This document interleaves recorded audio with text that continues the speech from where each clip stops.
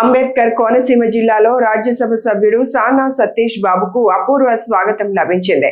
రెండోసారి రాజ్యసభ సభ్యునిగా ప్రమాణ స్వీకారం చేసిన అనంతరం తొలిసారిగా జిల్లాకు వచ్చిన ఆయనకు వేలాది మంది కార్యకర్తలు, అభిమానులు ఘనంగా స్వాగతం పలికారు.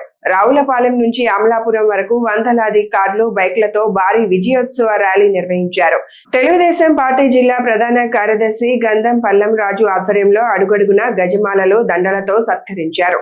అమలాపురంలో జరిగిన అభినందన సభకు మంత్రులు నిమ్మల రామానాయుడు, వాసంశెట్టి సుభాష్, ఎమ్మెల్యేలు ఆనందరావు, సత్యానందరావు, ఎమ్మెల్సీ సోము వీర్రాజు, కన్నా లక్ష్మీనారాయణతో పాటు పలువురు ప్రజా ప్రతినిధులు హాజరయ్యారు.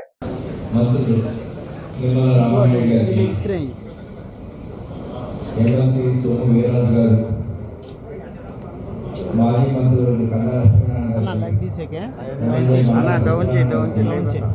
కోనసీమ జిల్లా టీడీపీ అధ్యక్షుడు గుత్తు సాయి గారికి, జిల్లా బీజేపీ అధ్యక్షుడు అడవాల సత్యనారాయణ గారికి, మెట్ల రామబాబు గారికి, అందరికీ కూడా నా కృతజ్ఞతలు. మీరు ఈ సభా వేదికను అలంకరిస్తున్నందుకు. ఇక్కడ నేను ముగ్గురు పేరు చెప్పలేదు, ఎందుకంటే వాళ్ళ నా సోదరులు దండం పల్లం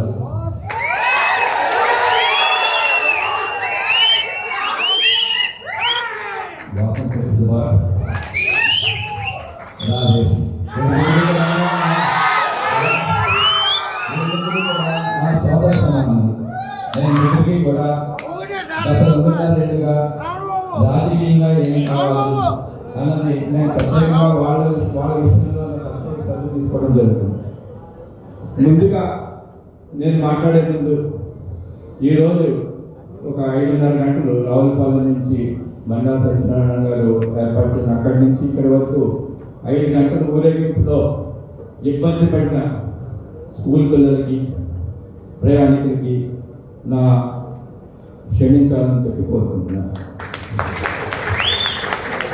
ఈరోజు ఇక్కడ నేను ఈ సభకు రావడానికి, నేను కోనసీమ గత 2.5 ఏళ్ళుగా ప్రతి నెల ఇంచుమించు ఒకసారి వస్తున్నాను. ఇక్కడ రాజకీయ పరిణామాలు చూస్తున్నాను.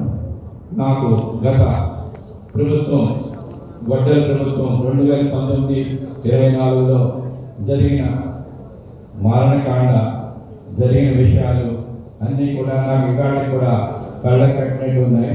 ఆ రోజు మీ అందరికీ తెలుసు, ఇంటర్నెట్ కట్ చేసి మీ అందరినీ హింసించిన రోజు మీరెవరు కూడా మర్చిపోకూడదు. 2029లో కూడా ఆ రోజు ఏం జరిగింది, అంబేద్కర్ కోనసీమ జిల్లాలో ఎలా హింస చేశారు, ఆ రోజు మన సోదరులు సుభాష్ గారు కానీ పల్లరాజు కానీ ఎలా ఇబ్బంది పడ్డారు, మీరందరూ గుర్తుపెట్టుకోవాలని చెప్పేసి మరీ కోరుకుంటున్నాను. మీకు మా ప్రభుత్వం గురించి మీకు ప్రత్యేకంగా చెప్పాలంటే, ప్రజలని కులాలతో చూసే ప్రభుత్వం గొడ్డలి ప్రభుత్వం.